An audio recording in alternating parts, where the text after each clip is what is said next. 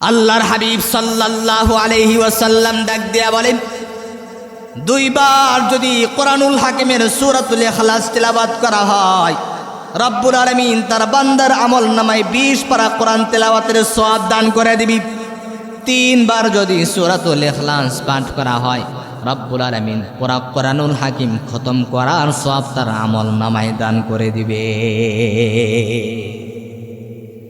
আল্লাহর হাবিব সাল্লাল্লাহু আলাইহি ওয়াসাল্লাম ডাক দিয়া বলে, যারা বেশি বেশি সূরাতুল ইখলাস পাঠ করবে তাদের জানাজার নামাজে সরাসরি আল্লাহ তাআলা আসমান থেকে ফেরেশতা নাজিল করে দিবেন। একজন নয়, দুইজন নয়, তিনজন নয়, 70,000-এর চাইতেও বেশি ফেরেশতা সূরাতুল ইখলাস পাঠকারীর জানাজার নামাজে উপস্থিত হয়ে যায়। সমস্ত ফেরেশতারা তাদের জন্য আল্লাহ তাআলার কাছে দোয়া করে।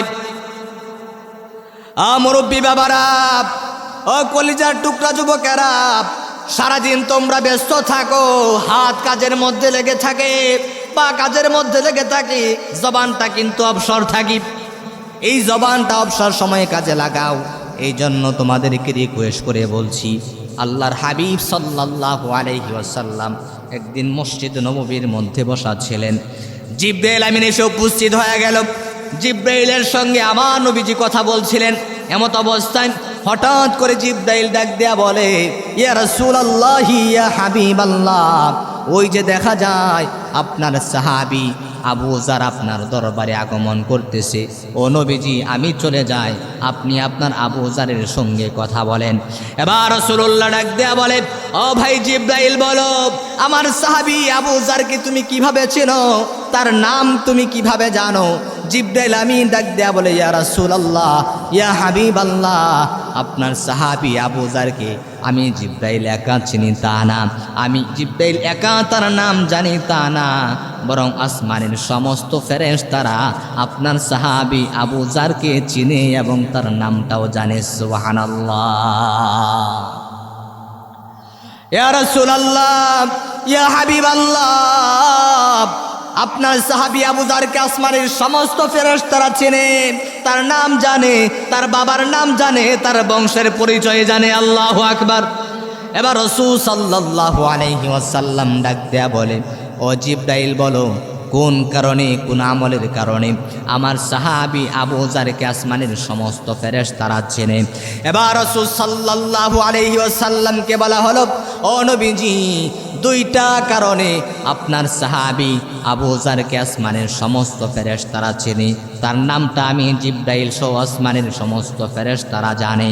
এর মধ্যে এক নাম্বার কারণ হলো, এক নাম্বার আমল হলো, আপনার আবু যার যখন জমিনের উপর চলে সে বিনয়ের সাথে চলে, অহংকার দেখায়া চলে না। দুই নাম্বার বিষয় হলো কাসরাতু তিলাওয়াতি সূরাতুল ইখলাস। ও নবীজি, আপনার সাহাবী আবু যার বেশি বেশি কোরআনুল হাকিমের সূরাতুল ইখলাস তিলাওয়াত করে। সুবহানাল্লাহ। ইয়া রাসূলুল্লাহ, ইয়া হাবিবাল্লাহ, আপনার সাহাবী আবু যার বেশি বেশি সূরাতুল ইখলাস তিলাওয়াত করবার কারণে আল্লাহ রাব্বুল আলামিন তার পরিচয়টা ফেরেশতাদের সামনে তুলে ধরলেন। আল্লাহ নিজে আবু যারকে ভালোবাসেন, আসমানের সমস্ত ফেরেশতারা আবু যারকে ভালোবাসে, আসমানের সমস্ত ফেরেশতারা আবু যারকে চিনে এবং তার নামটাও জানে। সুবহানাল্লাহ। আম্মা বা'দু ফাআউযু বিল্লাহি মিনাশ শাইতানির রাজীম।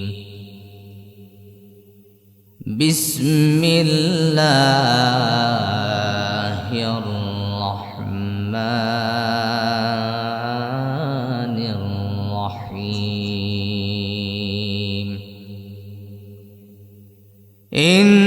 ইন্নাল্লাহা ওয়া মালাইকাতাহু ইউসাল্লুনা আলান নাবী ইয়া আইয়ুহাল্লাযীনা আমানু সাল্লু আলাইহি ওয়া সাল্লিমু তাসলিমা। সকলে আমার সঙ্গে ঠোঁট মিলে নামাজের দুরূদ ইব্রাহিম পড়ি। আল্লাহুম্মা সাল্লি আলা মুহাম্মাদ ওয়া আলা আলি মুহাম্মাদ কামা সাল্লাইতা আলা ইব্রাহিম ওয়া আলা আলি ইব্রাহিম ইন্নাকা হামিদুম মাজিদ। আল্লাহুম্মা বারিক আলা মুহাম্মাদ ওয়া আলা আলি মুহাম্মাদ কামা বারাকতা আলা ইব্রাহিম ওয়া আলা আলি ইব্রাহিম ইন্নাকা হামিদুম মাজিদ। আলহামদুলিল্লাহ,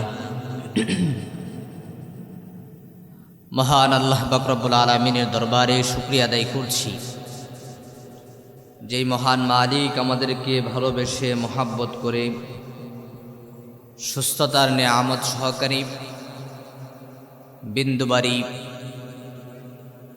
হাজীবাড়ি জামে মসজিদের উদ্যোগে আয়োজিত আজকের এই আযীম শান ইসলামী মহাসম্মেলনে আসার মতো বসার মতো তৌফিক এনায়াত করেছেন। এই জন্য সেই মহান মালিকের দরবারে শুকরিয়া আদায় করছি, বলছি আলহামদুলিল্লাহ।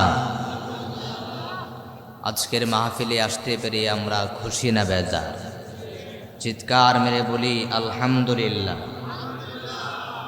প্রিয় হাজরিন, রাত্র অনেক হয়েছে, অনেক ওলামায়ে কেরাম আলোচনা করেছেন। আমি মুসাফির মানুষ, আপনাদের সামনে কোরআনকে সামনে রেখে মুখতাসার কোনো ভূমিকা আলোচনা না করে কোরআন এবং হাদিসের আলোকে কিছু কথা বলবো। আপনারা ধৈর্য ধারণ করে শুনবেন তো ইনশাআল্লাহ। আমাদেরকে সৃষ্টি করেছেন কে? চিৎকার মেরে বলি কে? তিনি সব পারেন। পৃথিবীর মানুষ যেটা পারে না সেটা পারেন কে? রব্বুল আলামিন আমাদেরকে পছন্দ করেছেন, ভালোবেসেছেন, এই জন্য কোরআনের মাহফিলে আসার তৌফিক দান করেছেন। প্রিয় হাজরিন, আমি ভূমিকা আলোচনা করব না। আমরা এখানে যারা এসেছি, আমরা কোরআন শোনার জন্য এসেছি। কথা বলেন ঠিকই না? রব্বুল আলামিন আসমান বানালেন, জমিন বানালেন, পাহাড় পর্বত নদী নালা সমুদ্র সব কিছুই বানালেন, খলিফা নিযুক্ত করলেন।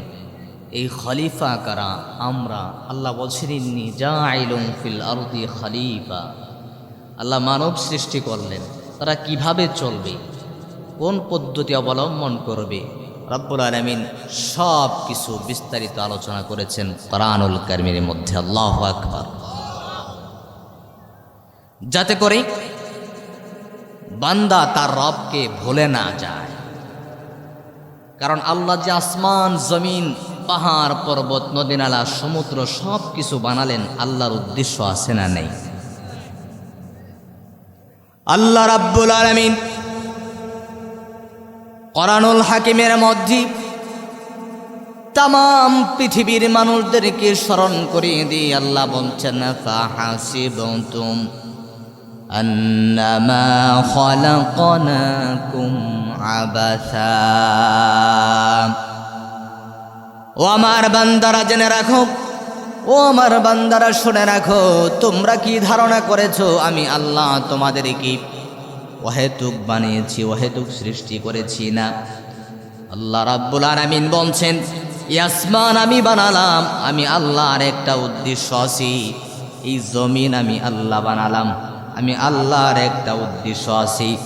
পাহাড় পর্বত নদী নালা সমুদ্র সব কিছুই সৃষ্টি করেছি, আমি আল্লাহর উদ্দেশ্য আছে।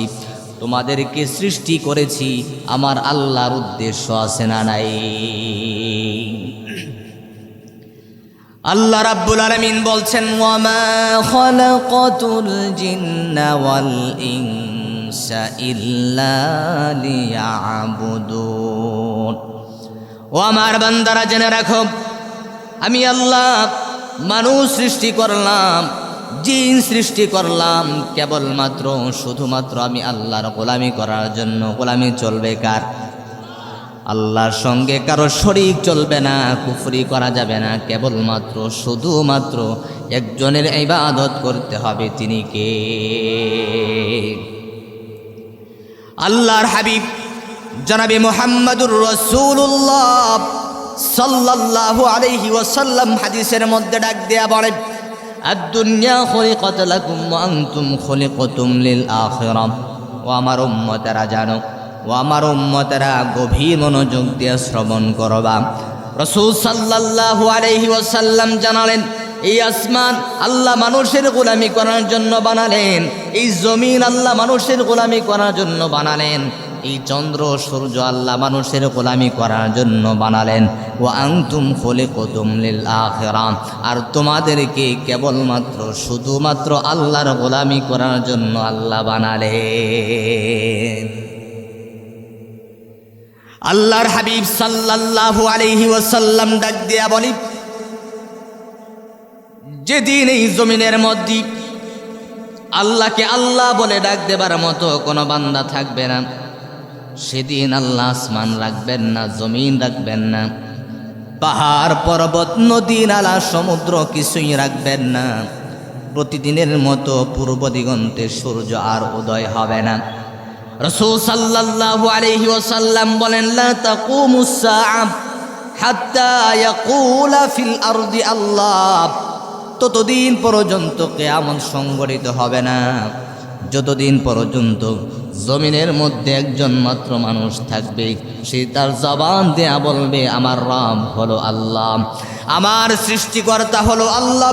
তাওহীদের কালিমার স্বীকারোক্তি দিয়া দিবে, জবান দিয়া রবের স্বীকারোক্তি দিয়া দিবে। আল্লাহকে আল্লাহ বলে ডাকবার মতো একজন মাত্র মানব যদি আল্লাহর জমিনের উপর থাকে, এই একজনের সম্মানে প্রতিদিন পূর্ব দিগন্তে সূর্য উদয় হবে, চাঁদ উদয় হবে, বৃষ্টি আসবে, আসমান থাকবে, জমিন থাকবে, পাহাড় পর্বত নদী নালা সব কিছুই থাকবে। যেদিন আল্লাহকে আল্লাহ বলনেওয়ালা একজন থাকবে না, সেদিন আল্লাহ আসমান জমিন পাহাড় পর্বত নদী নালা সমুদ্র কিছুই রাখবে না, সব কিছুই ধ্বংস করে দিবেন। কে? কিছুই রাখবেন না। সুতরাং এই সব কিছুতে আল্লাহ সাজালেন, আল্লাহ বানালেন, আল্লাহর উদ্দেশ্য আছে না নেই? আল্লাহ রাব্বুল আলামিন বলছেন, রাব্বুল আলামিন সমস্ত রূহগুলোকে সৃষ্টি করার পর রূহ জগতের মধ্যে আল্লাহ তাআলা আমাদেরকে একটি প্রশ্ন করেছিলেন, আলাস্তু বিরাব্বিকুম, আমি কি তোমাদের প্রভু নয়? তখন আমরা সকলেই জবাব দিয়েছিলাম, ক্বালু বালা, অবশ্যই অবশ্যই আপনি আমাদের প্রতিপালক, আপনি আমাদের সৃষ্টিকর্তা। ওই যে স্বীকারোক্তি দিয়া জমিনের মধ্যে আগমন করলাম, দুনিয়াতে আসলাম, দুনিয়াতে আসার পরে যেন রবের স্বীকারোক্তি আমরা ভুলে না যাই, আল্লাহকে আমরা যেন ভুলে না যাই, এই কথাটা স্মরণ করিয়ে দেওয়ার জন্যে আল্লাহ রাব্বুল আলামিন যুগে যুগে নবী রাসূল পয়গম্বর প্রেরণ করলেন, সহিফা নাজিল করলেন, কোরআন দিয়া দিলেন। ও বান্দারা জেনে রাখো, শুনে রাখো, ওই যে রূহ জগতের মধ্যে রবের স্বীকারোক্তি দিয়া দুনিয়ার জিন্দেগিতে আগমন করেছ, সেই রবকে ভোলা যাবে না, কেবলমাত্র শুধুমাত্র তারই ইবাদত করতে হবে। চিৎকার মেরে বলেন ঠিক না বেঠিক? এই জন্য আল্লাহ রাব্বুল আলামিন যুগে যুগে নবী রাসূল পয়গম্বর প্রেরণ করলেন। আল্লাহর উদ্দেশ্য আছে না নেই? আল্লাহ রাব্বুল আলামিন এই আসমান জমিন পাহাড় পর্বত নদী নালা সমুদ্র সব কিছু বানায়া খলিফা নিযুক্ত করার পরে তাদের কাছে আল্লাহর উদ্দেশ্য নিয়া রব্বুল আলামিন যুগে যুগে নবী রাসূল পয়গম্বর প্রেরণ করলেন, আল্লাহর পক্ষ থেকে আল্লাহর পয়গাম পৌঁছে দেওয়ার জন্যে। রব্বুল আলামিন কোরআনুল হাকিমের মধ্যে নবীদের নাম নিয়ে নিয়ে উদাহরণ দিচ্ছেন। আল্লাহ তাআলা বলছেন, ওয়ালাকাদ আরসালনা নূহান ইলা কওমিহি ফাকালা ইয়া কওমি আবুদুল্লাহ। আল্লাহ রাব্বুল আলামিন বলছেন, এই জমিনের মধ্যে আমি নূহ পয়গম্বরকে প্রেরণ করেছি। আমি আল্লাহর উদ্দেশ্য হলো নূহ পয়গম্বর তার কওমের নিকট যাবে, তার জাতির নিকট যাবে, আল্লাহর পক্ষ থেকে পয়গামটা পৌঁছায়া দেবে। আল্লাহর পক্ষ থেকে পয়গাম হলো, ইয়া কওমি আবুদুল্লাহ, হে আমার কওম, হে আমার জাতি, শুনে রাখো, ওয়াবুদুল্লাহ, দুনিয়াতে কেবলমাত্র শুধুমাত্র একজনের ইবাদত চলবে, তিনি কে? আল্লাহ ওয়াহিদুক বানান নাই, আল্লাহ আসমান বানালেন, আল্লাহর উদ্দেশ্য আছে। আল্লাহ জমিন বানালেন, আল্লাহর উদ্দেশ্য আছে না নেই? ওয়াহিদুক বানায় পাঠাই নেই। এরপরে রব্বুল আলামিন ডাক দেয়া বলেন, আমি মাদিয়ানবাসীর নিকট তাদের ভাই শুআয়বকে প্রেরণ করেছি। আমি আল্লাহর পক্ষ থেকে পয়গাম পৌঁছায়া দেওয়ার জন্য।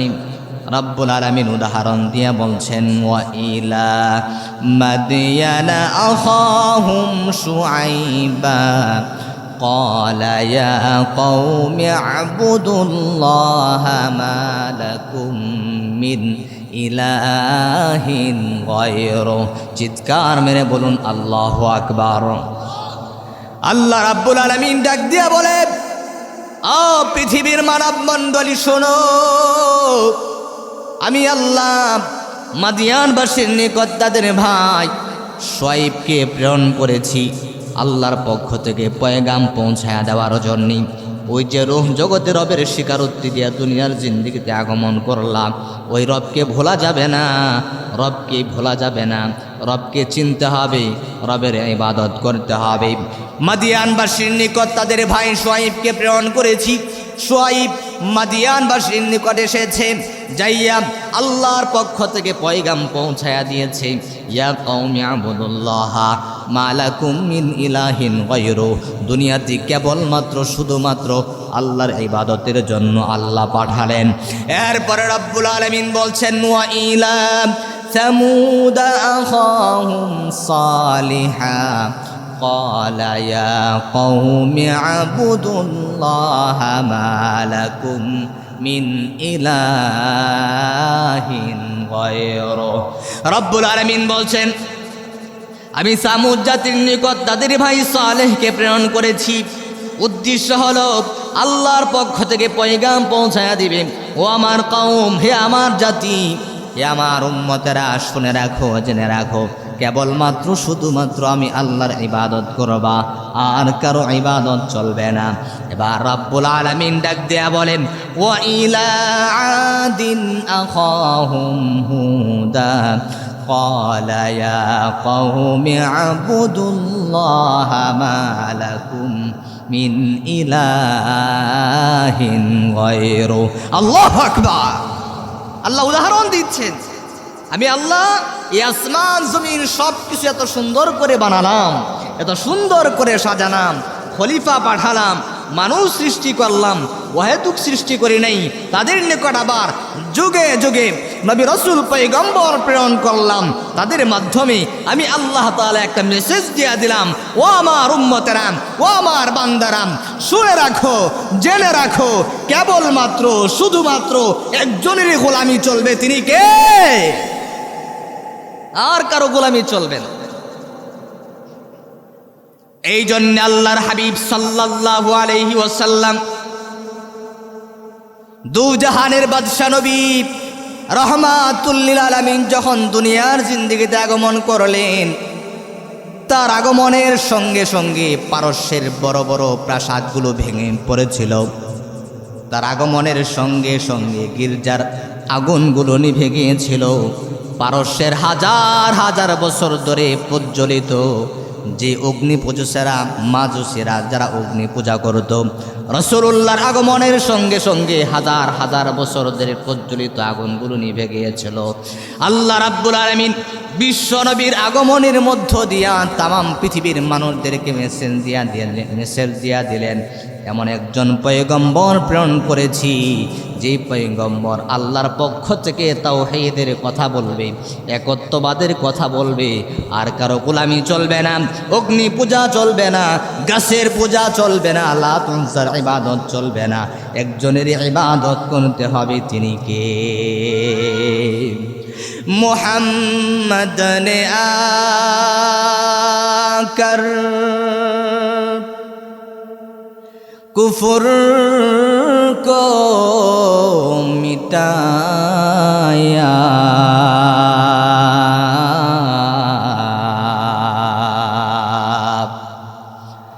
मोहम्मद ने आकर कुफर को मिटाया,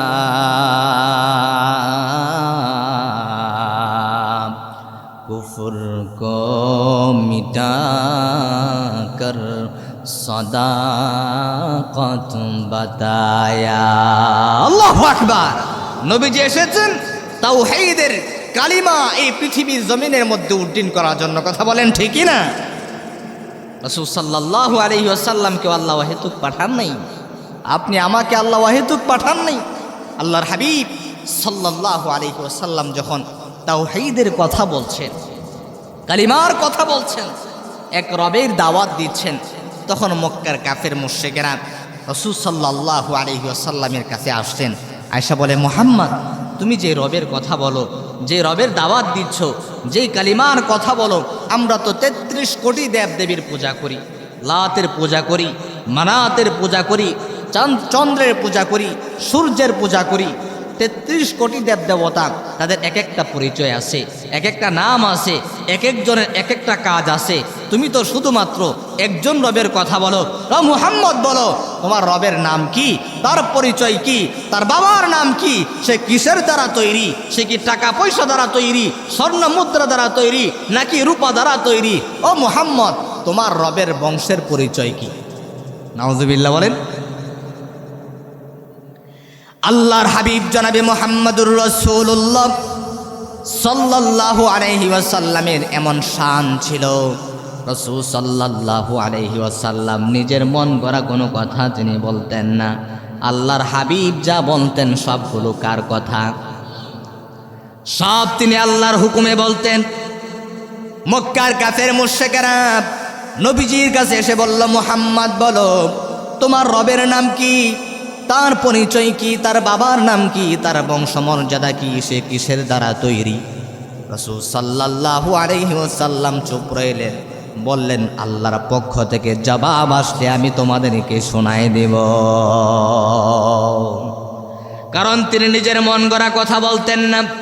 আল্লাহ রাব্বুল আলামিন কোরআনুল হাকিমের সূরাতুন নজমের মধ্যে আয়াত নাযিল করে জানালেন, ওয়ামা ইয়ানতিকু আনিল হাওয়া ইন হুয়া ইল্লা ওয়াহয়ুন ইউহা আল্লামাহু শাদীদুল কুওয়া।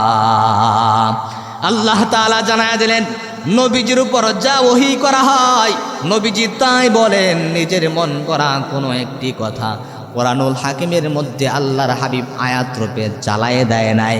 ও গাজীপুরের মুসলমান, আপনাদের নিকট প্রশ্ন করে জানতে চাই, আল্লাহর হাবিব যদি নিজের মন গড়া কোনো একটি কথা কোরআনুল হাকিমের মধ্যে আয়াত রূপে বলে চালাই দিত, আমরা বুঝতে পারতাম? সেই যোগ্যতা আমাদের আছে? আমাদের সেই যোগ্যতা নাই। রাসূল সাল্লাল্লাহু আলাইহি ওয়াসাল্লামের ব্যাপারে আল্লাহ রাব্বুল আলামিন গ্যারান্টি দিয়া দিলেন।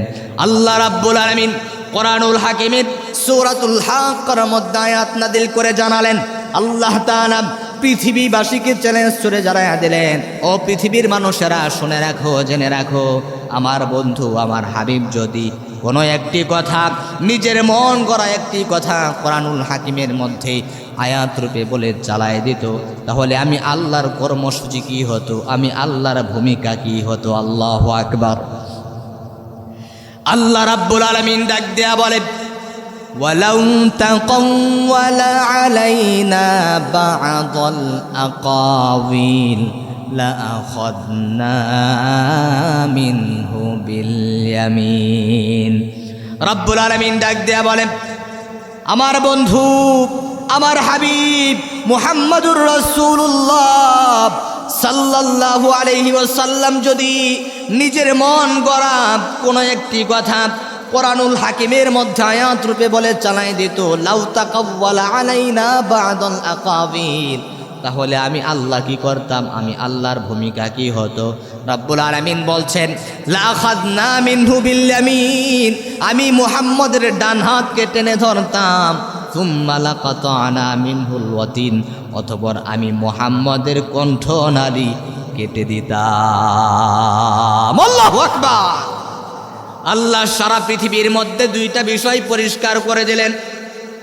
এক নাম্বার হলো, নবীজি যা বলেন নিজের মন গড়া কোনো কথা বলেন না, তিনি সত্যবাদী মানুষ, যা বলেন কার কথা। আরেকটা বিষয় আল্লাহ তাআলা পরিষ্কার করে জানায় দিলেন, সেটা হলো এই কোরআন দুনিয়ার কোনো মানুষের বানোয়াট কোনো কিতাব না, এটা সরাসরি কালামুল্লাহ, আল্লাহর জবানের কথা। সুবহানাল্লাহ। এবার আল্লাহর হাবিব ডাক দেয়া বলেন, আল্লাহর পক্ষ থেকে জবাব আসলে আমি শোনায় দেব। আল্লাহ রাব্বুল আলামিন জিবরাইলকে ডাক দেয়া বলে, জিবরাইল যাও আমার বন্ধুর নিকট গিয়া মক্কার কাফের মুশরিকদের জবাবটা শোনায় দাও।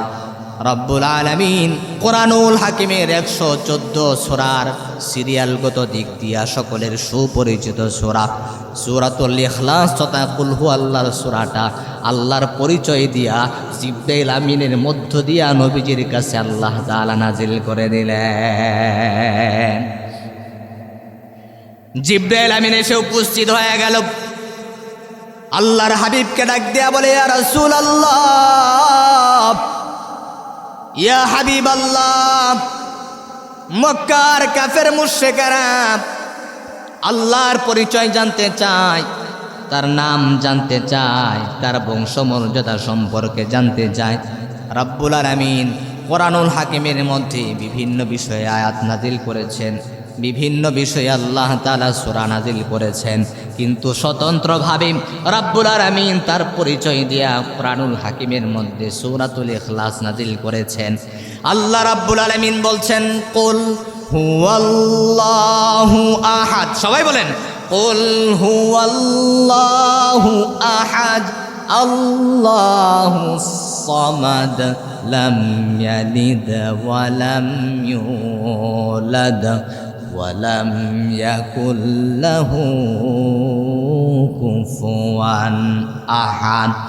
আল্লাহ রাব্বুল আলামিন জিবরাইল আমিনের মধ্য দিয়া রাসূলুল্লাহর নিকট তার পরিচয়ের সূরা নাজিল করে দিলেন। নবীজিকে জানায় দিলেন, নবীজি আপনি মক্কার কাফের মুশরিকদেরকে জবাব দিয়া দেন, কুল, আপনি বলেন হু আল্লাহ, তিনি হলেন আল্লাহ, তিনি আহাদ, তিনি একক অদ্বিতীয়, তার সঙ্গে কোনো শরীক নাই। কারণ শরীকানা এমন একটা বিষয়, এটা কেউ পছন্দ করে না, ঠিক কিনা বলেন? বাবা জীবিত আছে, নিজের কলিজার টুকরা সন্তান যদি বাবার সম্পদের মধ্যে ভাগ বসাতে আসে বাবা জীবিত থাকাকালীন, বাবাও কিন্তু এটা বরদাস্ত করে না। কথা বলেন ঠিক কিনা? মায়ের পেটের ভাই, কলিজার টুকরা ভাই, ভাই ভাইকে কত ভালোবাসে, কত মোহাব্বত করে। ছোট ভাই যদি বড় ভাইয়ের সম্পদের মধ্যে ভাগ বসাতে আসে, শরিক নিতে আসে, ভাইও কিন্তু সেটা পছন্দ করে না। কথা বলেন ঠিক না? কিন্তু আল্লাহ এককভাবে আসমান, জমিন, পাহাড়, পর্বত, নদী নালা সব কিছু সৃষ্টি করলেন। আল্লাহ বলছেন, আমি আল্লাহ আহাদ, আমি আল্লাহ অদ্বিতীয়, আমি আল্লাহর সঙ্গে কোনো শরিক নাই। আল্লাহু আকবার। এবার দেখেন আল্লাহ রাব্বুল আলামিন এই আহাদ শব্দের মধ্যে কত কৌশল রাখলেন, হিকমা রাখলেন। যেহেতু সংক্ষিপ্ত আলোচনা করব, আমি আনুষাঙ্গিক সব দিক বিবেচনা করে ভাবলাম এখানে শিক্ষিত মানুষ আছেন, যুবক মানুষ আছেন, বৃদ্ধ মানুষ আছেন, অল্প সময়ের মধ্যে আমি যেন আপনাদেরকে কিছু খোরাক দিতে পারি। আল্লাহ রাব্বুল আলামিন কত হিকমা রাখলেন। আপনারা যারা আছেন, এমন একটি সূরা থেকে কথা বলছি যে এই সূরাটা সকলে চেনেন, সকলেই জানেন, সকলের পরিচিত। কথা বলেন ঠিক কিনা? সূরাতুল ইখলাস চিনলে চিনেন, না চিনলে নাই। কুল হু আল্লাহর সূরাটা তো সবাই চিনেন। নাকি বলেন? আল্লাহ রাব্বুল আলামিন বলছেন কুল হুয়াল্লাহু আহাদ। ও নবীজি, আপনি মক্কার কাফের মুশরিকদেরকে জানায়া দেন আমি আল্লাহ আহাদ, আমি আল্লাহ একক অদ্বিতীয়। যারা আরবির সাথে পরিচয় আসি, প্রবাসে থেকেছেন, ওলামায়ে কেরাম আছেন, আরবিতে এককে বলা হয় ওয়াহেদ, দুইকে বলা হয় সানি, তিনকে বলা হয় সালেস। আল্লাহ রাব্বুল আলামিন চাইলে বলতে পারতেন কুল হুয়াল্লাহু ওয়াহেদ, কিন্তু আল্লাহ ওয়াহেদ বলেন নাই, আল্লাহ বলেছেন আহাদ। আহাদ আর ওয়াহেদের মধ্যে পার্থক্য আছে না নাই? আমরা যদি বাংলায় গণনা করি এক, একের পরে বলি দুই, দুইয়ের পরে বলি তিন, তিনের পরে বলি চার। ইংরেজিতে যদি গণনা করি তাহলে বলি ওয়ান, ওয়ানের পরে বলি টু, টু এর পরে বলি থ্রি।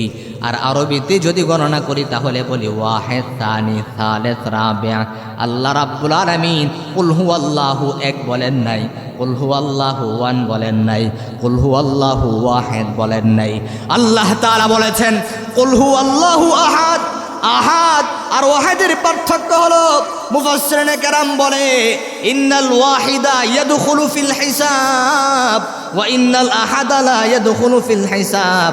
ওয়াহেদ হলো এমন একটি শব্দ যেটা হিসাবের মধ্যে গণনা করা হয়, আর আহাদ হলো এমন একটি শব্দ যেটা হিসাবের মধ্যে গণনা করা হয় না। এক বললে দুই হয়, দুই বললে তিন হয়, ওয়ান বললে টু হয়, টু বললে থ্রি হয়, ওয়াহেদ বললে সানি হয়, সানি বললে সালেস হয়। আমি আল্লাহ এক বললাম না, আমি আল্লাহ ওয়ান বললাম না, আমি আল্লাহ ওয়াহেদ বললাম না, আমি আল্লাহ বললাম কুল হুয়াল্লাহু আহাদ। আমি আল্লাহ হলাম এমন এক, এমন অদ্বিতীয়, যেই ওয়াহেদ, যে আহাদের পরে দ্বিতীয় কোনো সংখ্যা যুক্ত হয় না। আল্লাহু আকবার। একের পরে দুই হয়, ওয়ানের পরে টু হয়, ওয়াহেদের পরে সানি হয়, কিন্তু আহাদের পরে কিছু হয় না। সুবহানাল্লাহ বলেন। আল্লাহ কত হিকমত ওয়ালা, আল্লাহ কত শানদার রব পেয়েছে। আল্লাহু আকবার। প্রিয় হাজিরিন, এবার রব্বুল আলামিন বলছেন আল্লাহুস সামাদ। আল্লাহ হলেন এমন আল্লাহ যিনি কারো মুখাপেক্ষী না। তামাম পৃথিবীর সমস্ত মাখলুক হলেন আল্লাহর মুখাপেক্ষী। যার মওত নাই, যিনি হাই, যিনি কাইয়ুম। রব্বুল আলামিন আয়াতুল কুরসির মধ্যে তার পরিচয় দিচ্ছেন আল্লাহু লা ইলাহা ইল্লা হুয়াল হাইয়ুল কাইয়ুম লা তা'খুযুহু সিনাতুন ওয়ালা নাওম। রব্বুল আলামিন বলছেন আমি হলাম এমন আল্লাহ যিনি হাই, যিনি চিরঞ্জীব, যার কোনো মওত নাই। রব তো তিনি হবেন যার কোনো মওত হবে না, কারণ যার মওত আছে সে তো মওতের মুখাপেক্ষী হয়ে যায়। আমাদের মওত আছে, আমরা মওতের মুখাপেক্ষী। কথা বলেন ঠিক কিনা? আমাদের বারের মুখাপেক্ষী, আমাদের ঘুম হয়, আমরা ঘুমের মুখাপেক্ষী। রব্বুল আলামিন ডাক দেয়া বলে আমার মওত নাই, আমার মৃত্যু নাই, আমার খাবারের কোনো প্রয়োজন হয় না, আমার ঘুমের কোনো প্রয়োজন হয় না। ঘুম তো দূরের কথা, ঘুমের আগে যে তন্দ্রা ভাব আসে, এই তন্দ্রা ভাবও আমাকে স্পর্শ করতে পারে না। আমি হলাম এমন আল্লাহ। হযরতে মূসা আলাইহিস সালাতু ওয়াস সালাম আল্লাহ রাব্বুল আলামিনকে প্রশ্ন করলেন, ও আল্লাহ, আপনি কি ঘুমান না? রব্বুল আলামিন মূসা কালিমুল্লাহকে ডাক দেয়া বলে, মূসা, তুমি আমার একজন জলিলুল কদর নবী, তুমি কি আমাকে এই প্রশ্নটা করতে পারলা? আমার ব্যাপারে কি তোমার কোনো সন্দেহ হয় নাকি? হযরতে মূসা কালিমুল্লাহ ডাক দেয়া বলে, না, আপনার ব্যাপারে আমার কোনো সন্দেহ নাই, তবে আমার জানতে ইচ্ছা করে ইতমিনানুল কলবের জন্য, আত্মতৃপ্তির জন্য। আল্লাহ আপনি বলেন, আপনি যদি ঘুমাইতেন তাহলে কি হতো? সুবহানাল্লাহ বলেন। ও আল্লাহ, আপনি কি ঘুমান না? আপনার কি ঘুমের প্রয়োজন হয় না? আমরা তো না ঘুমালে শরীর দুর্বল হয়ে যায়, মাথা ব্যথা করে। কথা বলেন ঠিকই না? এবার আল্লাহ রাব্বুল আলামিন হযরতে মূসা আলাইহিস সালাতু ওয়াস সালামকে ডাক দেয়া বলে, মূসা, আমি সরাসরি তোমাকে জবাব দেব না, প্র্যাকটিক্যালি আমি আল্লাহ তোমাকে জবাব দেয়া দেব। রব্বুল আলামিন সারাদিন মূসাকে দিয়ে পরিশ্রম করালেন, সন্ধ্যা যখন ঘনিয়ে আসলো, আল্লাহ তাআলা মুসা কালিমুল্লাহকে ডাক দেয়া বলে, মুসা এক গ্লাস পানি নিবা, তোর পাহাড়ের মধ্যে চলে যাইবা, যাইয়া এক গ্লাস পানি নিয়ে দাঁড়ায় থাকবা, কোনোভাবেই যেন তোমার হাত থেকে পানি না পড়ে। কার হুকুম? এবার হযরতে মুসা কালিমুল্লাহ আল্লাহর হুকুম পালন করবার জন্য তুর পাহাড়ে চলে গেলেন। এক গ্লাস পানি নিয়ে দাঁড়ায় রইলেন। আল্লাহ হুকুম করলেন কোনোভাবেই যেন হাত থেকে গ্লাসটা পড়ে না যায়, পানি যেন না পড়ে। হযরতে মুসা আলাইহিস সালাতু ওয়াস সালাম দাঁড়ায় রইলেন। আল্লাহ ঘুমকে বললেন, ঘুম তুই মুসাকে ভালো করে ধর। সুবহানাল্লাহ বলেন। ঘুম এসে হযরতে মুসাকে ভালো করে পাকড়াও করলেন। হযরতে মুসা আলাইহিস সালাতু ওয়াস সালাম সারাদিন পরিশ্রম করলেন, ক্লান্ত শরীর, এক গ্লাস পানি নিয়ে তুর পাহাড়ে দাঁড়ায় রইলেন। ঘুম যখন ধরলো, হযরতে মুসার হাত থেকে গ্লাসটা পড়ে গেল। মুসার আর বুঝার বাকি রইল না, সঙ্গে সঙ্গেই তিনি সিজদায় পড়ে গেলেন। আল্লাহ রাব্বুল আলামিন ডাক দেয়া বলে, মুসা শোনো, আমি রব, আমি তামাম পৃথিবী পরিচালনা করি, আমি ঘুমের মুখাপেক্ষী না। আমি যদি ঘুমিয়ে যাই, রাতের অন্ধকারে গভীর রজনীতে আমার বান্দার বিপদ হবে, মুসিবত হবে, সে আমাকে ডাকবে। আমাকে ডেকে যদি সে না পায়, আমি বান্দার যদি কোনো উপকারে নাই আসতে পারি, তাহলে আমি কিসের রব হইলাম, কিসের খোদা হইলাম? আমি আল্লাহর ঘুমের প্রয়োজন নাই। বান্দা যদি রাতের অন্ধকারে গভীর রজনীতে আমাকে ডাক দেয়, সে যদি সমুদ্রের নিচেও থাকে, আমি আল্লাহ তাআলা সঙ্গে সঙ্গে বান্দার ডাকে সাড়া দিয়া দেই। শুধুই যে আল্লাহ মুখে বলেছেন তা না। মুরব্বী বাবারা, গাজীপুরের যুবকেরা, ভালো করে শোনো, জেনে রাখো, আল্লাহ নিজের কাজে তার পরিচয় দিয়ে দিলেন। হযরত ইউনূস আলাইহিস সালাতু ওয়াস সালাম যখন নাকি সমুদ্রের মধ্যে ঝাঁপ দিয়েছিলেন, মাছের খাবার হয়ে গেলেন, সেই মাছটা আবার অন্য একটি মাছের খাবার হয়ে গেল। ওই মাছটা আবার গভীর সমুদ্রের নিচে চলে গেল, যেখানে পৃথিবীর মানুষের কোনো ক্ষমতা নাই, পৃথিবীর কোনো মানুষের ক্ষমতা চলে না। গভীর সমুদ্রের নিচ থেকে হযরতে ইউনূস আলাইহিস সালাতু ওয়াস সালাম আল্লাহ তাআলাকে ডাক দেয়া বলেছিলেন, লা ইলাহা ইল্লা আনতা সুবহানাকা ইন্নী কুনতু মিনাজ জালিমিন। গভীর সমুদ্রের নিচ থেকে হযরত ইউনূস আলাইহিস সালাতু ওয়াস সালাম ডাক দিতে দেরি হয়, আসমানের মালিক তার বান্দার ডাকে সাড়া দিতে দেরি করলেন না। ও মুসা, আমি আল্লাহ যদি ঘুমায় যায়, আমার বান্দা তো মুসিবতের মধ্যে পড়বে, এই জন্য আমি আল্লাহর ঘুমের প্রয়োজন নাই। আল্লাহু আকবার। এরপরে আল্লাহ রাব্বুল আলামিন ডাক দেয়া বলে, লাম ইয়ালিদ ওয়া লাম ইউলাদ। আমি হলাম এমন রব, আমি হলাম এমন সৃষ্টিকর্তা, যিনি কারো থেকে জন্মগ্রহণ করি নাই, আমার পক্ষ থেকেও কেউ জন্মগ্রহণ করে নাই। আমার ডাইনেও কিছু নাই, আমার বামেও কিছু নাই, আমার আগেও কিছু নাই, আমার পরেও কিছু নাই। কারণ সমাজের বাস্তবতা হলো, আলেমের ছেলে আলেম হয়, জালেমের ছেলে জালেম হয়, নেতার ছেলে নেতা হয়, এমপির ছেলে এমপি হয়, মন্ত্রীর ছেলে মন্ত্রী হয়। আজকে যদি আমার কোনো ছেলে থাকতো, তাহলে পৃথিবীর মানুষেরা আমার ছেলেকেও খোদা বলে দাবি করতো। কথা বলেন ঠিক কিনা? এই জন্য রাব্বুল আলামিন বলছেন, লাম ইয়ালিদ ওয়া লাম ইউলাদ। আমি আল্লাহ কারো থেকে জন্মগ্রহণ করি নাই, কাউকে জন্ম দেই নাই। ওয়ালাম ইয়াকুল্লাহু কুফুয়ান আহাদ। আর আমি আল্লাহর সমকক্ষ পৃথিবীর কেউ নাই। সুবহানাল্লাহ। নিজের পরিচয় দিয়া রাসূল সাল্লাল্লাহু আলাইহি ওয়াসাল্লামের নিকট আল্লাহ তাআলা সূরাতুল ইখলাস পাঠিয়ে দিলেন। এই সূরাতুল ইখলাস আপনারা চিনেন? আপনাদের সাথে পরিচয় আছে? সকলেরই পরিচিত সূরা তো নাকি বলেন? এই সূরাটা আল্লাহ স্বতন্ত্রভাবে তার নিজের শানে নাজিল করেছেন। সুবহানাল্লাহ বলেন। আরেকটা বিষয় আপনাদেরকে স্মরণ করিয়ে দিতে চাই, আল্লাহ তাআলা প্রত্যেকটা সূরা নাজিল করেই ওই সূরার একটি নামকরণ করেছেন, আর ওই নামের শব্দটা সূরার মধ্যে আল্লাহ তাআলা মওজুদ রেখেছেন। যেমন সূরাতুল বাকারা, ইন্নাল বাকারাতা শাবাহা আলাইনা নামে আয়াত আছে। আপনাদের পরিচিত সূরাগুলোই বলি। সূরা নাস তো আমরা সকলেই চিনি, আল্লাহ তাআলা বলছেন কুল আউযু বিরাব্বিন, সূরা ফালাক আল্লাহ নাযিল করেছেন, আল্লাহ বলছেন কুল আউযু বিরাব্বিল ফালাক। সূরা ইয়াসিন আল্লাহ নাযিল করেছেন, নামকরণ করেছেন ইয়াসিন, প্রথম শব্দে আল্লাহ এনেছেন ইয়াসিন ওয়াল কুরআনিল হাকিম। কিন্তু আল্লাহ সূরাতুল ইখলাসকে ইখলাস বলে নামকরণ করেছেন, 4টি আয়াত নাযিল করেছেন, 4 আয়াতের কোথাও আল্লাহ ইখলাস রাখেন নাই। সুবহানাল্লাহ বলেন। কিন্তু ইখলাস থাকে কোথায়?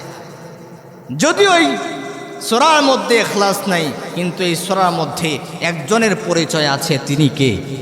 জোরে আওয়াজ দিয়ে আল্লাহর নামটা বলেন, তিনি কে? এই সূরার ফজিলত আছে না নাই? জোরে আওয়াজ দিয়ে বলেন, আছে না নাই? আল্লাহর হাবিব জনাবে মুহাম্মদুর রাসূলুল্লাহ সাল্লাল্লাহু আলাইহি ওয়াসাল্লাম ডাক দেয়া বলে, ইন্না সূরাতাল ইখলাসি তা'দিলু সুলুসাল কুরআন। ও যুবকেরা, ও পর্দার আড়ালের মায়েরা, ও মুরব্বী বাবারা, সকলের সব দিক বিবেচনা করে আলোচনা করছি, গভীর মনোযোগ দিয়ে শ্রবণ করবেন, কারণ এই সূরাটার সাথে আপনার পরিচয় আছে। ও মা, এই সূরাটার সাথে তোমারও পরিচয় আছে। ও কলিজার টুকরা যুবক, তোমার সাথেও কিন্তু এই সূরার পরিচয় আছে।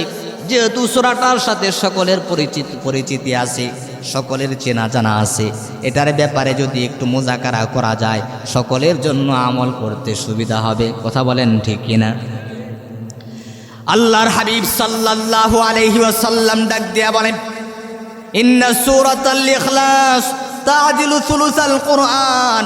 আমার উম্মতেরা সবাই কোরআন পড়তে পারে না, সবাই কোরআন জানে না, সবাই কোরআন শিখে না, কিন্তু এমন মানুষ আছে যে কোরআন পড়তে পারে না, কোরআন জানে না, কিন্তু সূরাতুল ইখলাস মুখস্থ আছে। আছে না নাই? রাসূল সাল্লাল্লাহু আলাইহি ওয়াসাল্লাম ডাক দেয়া বলে, এই সূরাতুল ইখলাস হলো এমন একটি সূরা যেটা কোরআনুল হাকিমের 1/3 যে একবার সূরাতুল ইখলাস পাঠ করবে, কুল হুয়াল্লাহর সূরা তিলাওয়াত করবে, আল্লাহ রাব্বুল আলামিন তার বান্দার আমল নামায় 10 পারা কোরআন তিলাওয়াতের সওয়াব দান করে দিবে। আল্লাহর হাবিব সাল্লাল্লাহু আলাইহি ওয়াসাল্লাম ডাক দেয়া বলেন, 2 বার যদি কোরআনুল হাকিমের সূরাতুল ইখলাস তিলাওয়াত করা হয়, রব্বুল আলামিন তার বান্দার আমল নামায় 20 পারা কোরআন তিলাওয়াতের সওয়াব দান করে দিবি।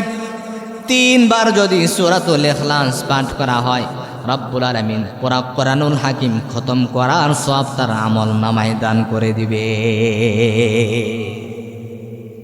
আল্লাহর হাবিব সাল্লাল্লাহু আলাইহি ওয়াসাল্লাম ডাক দেয়া বলে, যারা বেশি বেশি সূরাতুল ইখলাস পাঠ করবে, তাদের জানাজার নামাজে সরাসরি আল্লাহ তাআলা আসমান থেকে ফেরেশতা নাজিল করে দিবেন।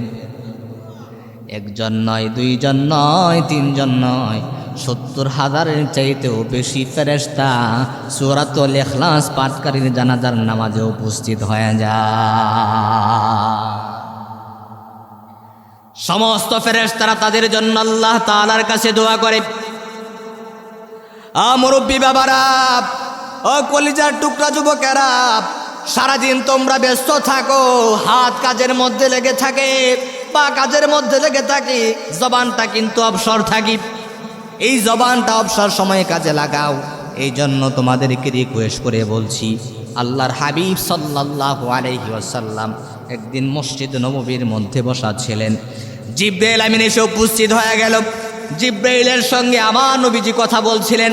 এমত অবস্থায় হঠাৎ করে জিবরাইল ডাক দেয়া বলে, ইয়া রাসূলুল্লাহ, ইয়া হাবিবাল্লাহ, ওই যে দেখা যায় আপনার সাহাবী আবু যার আপনার দরবারে আগমন করতেছে।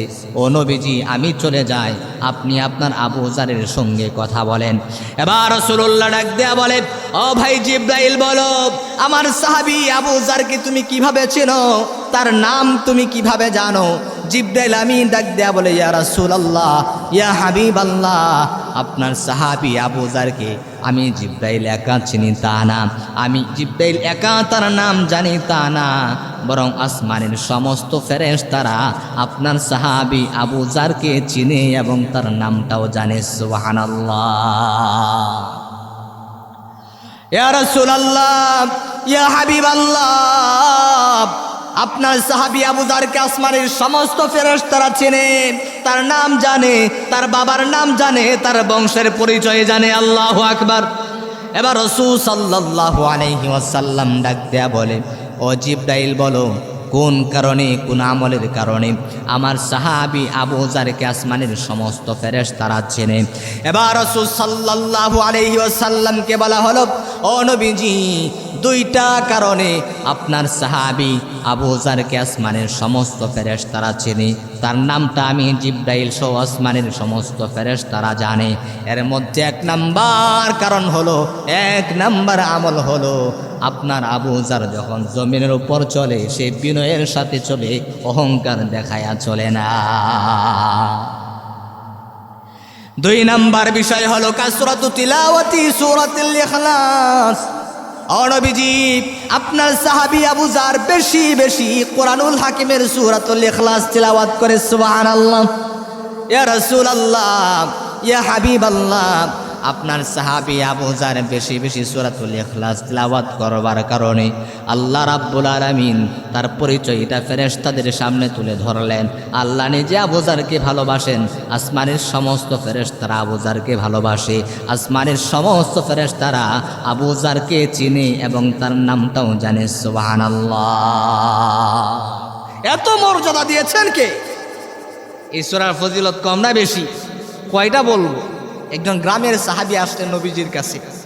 গ্রাম্য মানুষ তো, সরল ভাষা, নবীজিকে তেমন চেনে না। গ্রামের মানুষ হলে যা হয়, রাসূল সাল্লাল্লাহু আলাইহি ওয়াসাল্লামের কাছে আয়েশা বলে, মুহাম্মদ তোমার কাছে একটা দেও আসে না, দেও একটা ভূত। আল্লাহু আকবার বলেন। তার ভাষাটা এমন, মুহাম্মদ তোমার কাছে যে একটা দেও আসে, একটা ভূত আসে। নবীজি তো বুঝা গেলেন যে এই গ্রামের সাহাবী কাকে বোঝাচ্ছে, জিবরাইলের কথা বলতেছে। ওই যে আল্লাহর পক্ষ থেকে তোমাকে আয়েশা কি শোনায়? রাসূলুল্লাহ বললেন, এটা দেও না, এটা আল্লাহর নূরের তৈরি ফেরেশতা জিবরাইল। আরে ওইটাই, আরে ওইটাই। আচ্ছা ওই যে আসে সে যে তোমারে কি শোনায়, আমার কি একটু তেলাওয়াত করে শোনাইবা? সুবহানাল্লাহ বলেন। গ্রামের মানুষ তার ভাষায় নবীজিকে বলতেছে, সে যে তোমাকে কি আয়েশা শোনায় নাজিল করে, আমারে কি একটু তেলাওয়াত করে শোনাইবা? গভীর মনোযোগ দিয়ে শ্রবণ করবেন। আল্লাহর হাবিব সাল্লাল্লাহু আলাইহি ওয়াসাল্লাম গ্রামের সাহাবীকে ডাক দেয়া বলে, তাহলে শোনো, তুমি এমন সময় এসেছো যখন আল্লাহ তাআলা নিজের পরিচয় দিয়ে একটা সূরা নাজিল করেছেন। আল্লাহর হাবিব জনাবে মুহাম্মাদুর রাসূলুল্লাহ সাল্লাল্লাহু আলাইহি ওয়াসাল্লাম বললেন, আল্লাহ এইমাত্র সূরাতুল ইখলাস নাজিল করেছেন। রাসূল সাল্লাল্লাহু আলাইহি ওয়াসাল্লাম গ্রামের সাহাবীকে শোনাচ্ছিলেন, কুল হুয়াল্লাহু আহাদ আল্লাহুস সামাদ লাম ইয়ালিদ ওয়া লাম ইউলাদ ওয়ালাম ইয়াকুল্লাহু কুফুয়ান আহাদ। রাসূল সাল্লাল্লাহু আলাইহি ওয়াসাল্লাম আল্লাহর পরিচয়ের সূরা তেলাওয়াত করে শোনালেন। এবার ফজিলত আলোচনা করতে গিয়া দু জাহানের বাদশা নবী রাহমাতুল লিল আলামিন ডাক দেয়া বলে, আমি যে তেলাওয়াত করে তোমাকে শোনাইলাম, আমার আমল নামায় 10 পারা কোরআন তেলাওয়াতের সওয়াব দেওয়া হয়েছে। আর তুমি যে তোমার কান দিয়া শ্রবণ করলা, এই শোনার কারণে তোমার আমল নামায়ও 10 পারা কোরআন তেলাওয়াতের সওয়াব দান করা হয়েছে। এই কথা শোনার পরে গ্রামের সাহাবী ডাক দেয়া বলে, মুহাম্মদ তাহলে আবার শোনাও। নবীজি আবার তেলাওয়াত করে শোনালেন। গ্রামের সাহাবী আবার ডাক দেয়া বলে, মুহাম্মদ আমাকে আবার তুমি তেলাওয়াত করে শোনাও। আল্লাহু আকবার। নবীজি 3 বার এই সূরা তেলাওয়াত করে শোনালেন। 3 বার শোনানোর পরে আল্লাহর হাবিব ডাক দেয়া বলে, তুমি যে 3 বার আমার জবান দিয়া সূরাতুল ইখলাস শুনলা, এই 3 বার শুনবার কারণে আল্লাহ রাব্বুল আলামিন তোমার আমল নামায় 30 পারা কোরআন তেলাওয়াতের সওয়াব দান করে দিয়েছে।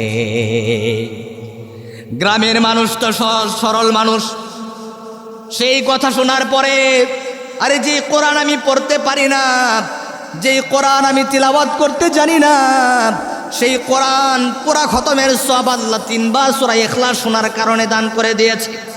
এই কথা শোনার পরে গ্রামের মানুষ, সহজ সরল মানুষ আল্লাহু আকবার বলে দাঁড়ায় গেছে। আল্লাহ তার ভিতরে এমন খুশি, এত আনন্দ, তার সহজ সরল ভাষার আনন্দ দেখে আরেকজন সাহাবী রাসূলুল্লাহকে ডাক দেয়া বলেন, ইয়া রাসূলুল্লাহ, ইয়া হাবিবাল্লাহ, এই সহজ সরল মানুষের আনন্দের ভাবটা দেখে আমি সাহাবীর কাছে খুব ভালো লেগেছে। ও নবীজি, আপনি যদি অনুমতি দিতেন আমি এই সহজ সরল মানুষটাকে একটু হাদিয়া দিয়া দিতাম। নবীজি আমার ডাক দেয়া বলে, তুমি কি হাদিয়া দিবা? সাহাবী ডাক দেয়া বলে, ইয়া রাসূলুল্লাহ, ইয়া হাবিবাল্লাহ, আমার বাড়িতে একটা গাভীন উটনি আছে, কয়েকদিন পরেই বাচ্চা দিবে। আপনি যদি অনুমতি দিতেন এই সহজ সরল সাহাবীকে আমি আমার গাভীন উটনিটাকে হাদিয়া দেয়া দিতাম। নবীজি অনুমতি দেয়া দিলেন। সাহাবী দৌড়াইয়া বাড়িতে চলে গেলেন। বাড়িতে যাওয়ার পরে কিছুদিন পর বাচ্চা দিবি যে উটনিটা সেটা নিয়ে আসলেন। সাহাবীকে বললেন, তুমি যে আল্লাহর পরিচয়ের সূরার তেলাওয়াত শুনে খুশি হয়েছো, আমি তোমার আনন্দ দেখে খুশি হয়েছি, এই খুশিতে তোমাকে আমি একটা উটনি হাদিয়া দিয়া দিলাম। সঙ্গে সঙ্গে জিবরাইল আমিন এসে উপস্থিত হয়ে গেছে। জিবরাইলের মাধ্যমে আল্লাহ রাব্বুল আলামিন আল্লাহর হাবিবকে জানায় দিলেন। এই গ্রামের সহজ সরল সাহাবীর খুশি দেখে যে সাহাবী খুশি হইয়া একটা উটনি হাদিয়া দিয়া দিল, আমি আল্লাহও কিন্তু ওই হাদিয়া দানকারী সাহাবীর উপর খুশি হয়ে গেলাম। আমার নবীজির মাধ্যমে শোনায়া দাও, আমি আল্লাহ হাদিয়া দানকারী সাহাবীর উপর খুশি হইয়া জান্নাতের মধ্যে ৮১,০০০ উটনি তাকে হাদিয়া দিয়া দিব। জিবরাইল যখন এই কথা শোনায় দিল, সাহাবীদের মধ্যে প্রতিযোগিতা লেগে গেছে, কে কত বেশি হাদিয়া দিবে। আল্লাহু আকবার বলেন। সমস্ত সাহাবীরা দৌড়াদৌড়ি শুরু করতে লাগলো। সবাই আয়না যার বাড়িতে যা আছে ওই সহজ সরল সাহাবীকে হাদিয়া দিচ্ছে। সহজ সরল সাহাবী শেষ পর্যন্ত দেখে তার ১,০০০ উটনি গাধা ঘোড়া হয়ে গেছে হাদিয়া। সুবহানাল্লাহ বলেন। তিনি সব কিছু নিয়ে যখন বাড়ির দিকে রওনা হচ্ছিলেন, তখন তিনি বলে, আরে আল্লাহর পরিচয়ের সূরার তেলাওয়াত শুনে খুশি হইলে যদি এত হাদিয়া পাওয়া যায়, ওই আল্লাহকে যদি আমি পাওয়া যায়, না জানি আমি কি পেয়ে যাব। আল্লাহু আকবার। এই জন্য বেশি বেশি সূরাতুল ইখলাস তিলাওয়াত করবার দরকার আছে না নেই? প্রিয় হাজরিন, আমরা ব্যস্ত থাকি, গ্রামের মানুষ, কর্মব্যস্ততা আমাদের সকলেরই আছে। যুবকেরা ব্যস্ত থাকি, পড়াশোনা করি, চাকরি করি, যে যেখানেই থাকি, আমার জবানটা যদি দিনে অন্তত 3 বার করেও সূরাতুল ইখলাস এই জবান দিয়ে তেলাওয়াত করতে পারি, প্রতিদিন আমার আমল নামায় 1 খতম কোরআন তেলাওয়াতের সওয়াব দান করবেন কে? এই জন্য নিয়ত করতে পারি না, অন্তত দিনে 3 বার হলেও সূরাতুল ইখলাস পাঠ করব। পারবো তো ইনশাআল্লাহ? সর্বোপরি আমি একটা কথা বলি, আমি আমার আলোচনা শেষ করছি। সেটা হলো, আপনারা সকলে জানেন বর্তমানে এই প্রেক্ষাপটে এই ইস্যুতে যদি কথা না বলি নিজেকে নিজের কাছে অপরাধী বলে মনে হয়। আমার দেশের সূর্য সন্তান, সাহসী সন্তান শরীফ উসমান হাদি আপনারা জানেন ইন্তেকাল করেছে। 32 বছর বয়সের একটা যুবক। সে এই বয়সে দেশের পক্ষে, ইনসাফের পক্ষে, জালেমের জুলুমের বিরুদ্ধে যেভাবে কথা বলেছিল, এগুলো জনসাধারণের কথা ছিল। ঠিক কিনা বলেন? এই উসমান হাদি বাংলাদেশের 18 কোটি মুসলমানের কথা বলেছে, জালেমের জুলুমের বিরুদ্ধে কথা বলেছে, সে ন্যায় এবং ইনসাফের পক্ষে কথা বলেছে, দেশের পক্ষে কথা বলেছে। এই উসমান হাদিকে ষড়যন্ত্র করে হত্যা করা হয়েছে। কিন্তু আমরা বলতে চাই, এক উসমান চলে গেছে তো কি হয়েছে, এক হাদি চলে গিয়েছে তো কি হয়েছে? বাংলাদেশে লাখো কোটি তৌহিদি জনতা উসমানের চিন্তা চেতনা তাদের অন্তরে ধারণ করে সবাই এক একজন উসমান হাদি বনে যাবে। কথা বলেন ঠিক কিনা? আর আমরা বলতে চাই, উসমান হাদিকে তোমরা বিদায় করে দিয়েছো, আরে উসমান হাদিকে তো শাহাদাতের মর্যাদা দান করে দিয়েছেন আমার আল্লাহ। সুবহানাল্লাহ বলেন। সে যে শহীদ, তাকে যে আল্লাহ শাহাদাতের মর্যাদা দান করবেন, হাদিস থেকে আমি আপনাদেরকে কয়টা রেফারেন্স দিব বলেন? সে বিনা হিসাব জান্নাতি, তার কবরের মধ্যে কোনো আযাব হবে না। আল্লাহু আকবার।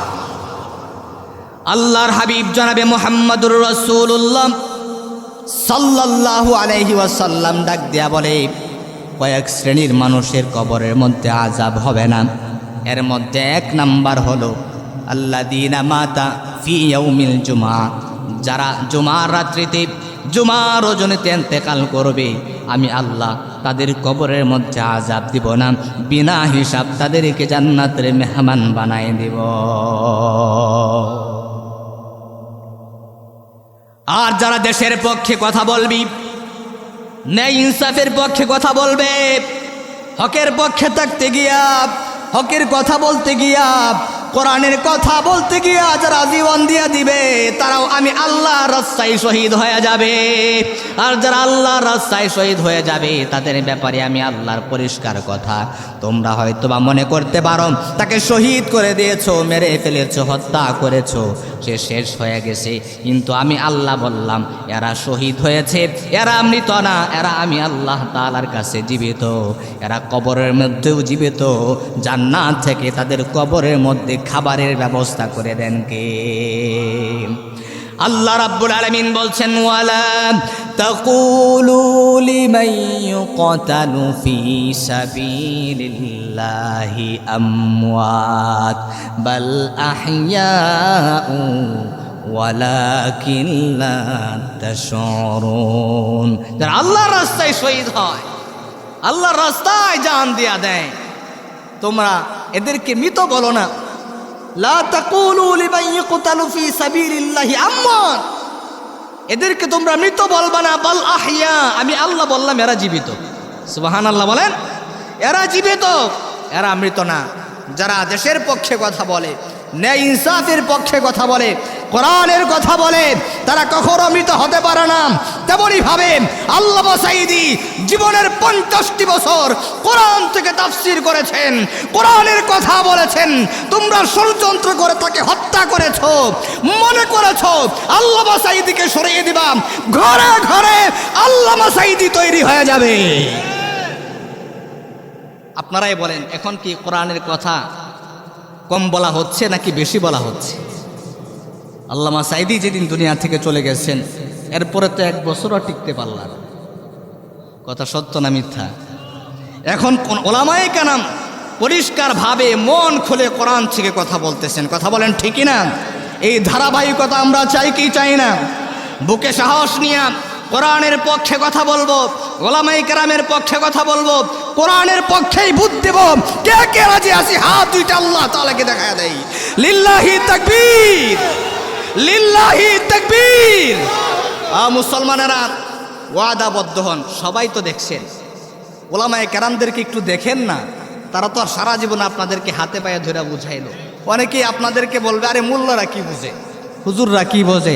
আসলে হুজুররা তো দুর্নীতি বুঝে না, হুজুররা তো দেশের টাকা বাহিরে প্রচার করতে পারবে না, হুজুররা তো নিজের মন গড়াই রাষ্ট্র পরিচালনা করবে না, হুজুররা তো আল্লাহর দেখানো পদ্ধতিতে, কোরআনের দেখানো পদ্ধতিতে রাষ্ট্র পরিচালনা করবে।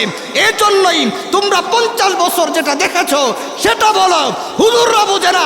আরে হুজুররাই তো রাজনীতি করবে। কথা বলেন ঠিকই না? বাংলাদেশের মাটিতে যদি একমাত্র রাজনীতি করার যোগ্যতা কেউ রাখে, একমাত্র ওলামায়ে কেরাম রাখে। কারণ ওলামায়ে কেরাম মদিনার সনদে আমার রাসূল যেভাবে রাষ্ট্র পরিচালনা করেছেন, কোরআন দিয়ে রাষ্ট্র পরিচালনা করেছেন, সেভাবেই ওলামায়ে কেরাম রাষ্ট্র পরিচালনা করবে। আজকের এই দিনে যদি উসমান হাদির যে হত্যা হলো, তাকে যে শাহাদাত করা হলো, ওলামায়ে কেরাম যদি দায়িত্ব থাকতো, ওর হত্যাকারীকে প্রকাশ্যে বাইতুল মুকাররমের সামনে এসে গুলি করে হত্যা করা হতো। কথা বলেন ঠিকই না? এরকম 1-2টা বিচার যদি বাংলাদেশের মাটিতে হইতো, সমস্ত ষড়যন্ত্রকারী হত্যাকারীকে একটা শিক্ষা দেওয়া হতো। কথা বলেন ঠিকই না? এই জন্য কোরআনের পক্ষে, ওলামায়ে কেরামের পক্ষে থাকবেন তো ইনশাআল্লাহ? থাকবেন তো ইনশাআল্লাহ? এটা আমানত। এখন যদি সিদ্ধান্তে ভুল করেন, সারা জীবন দাসত্বের এই মালা গলার মধ্যে নিয়ে ঝুলতে হবে।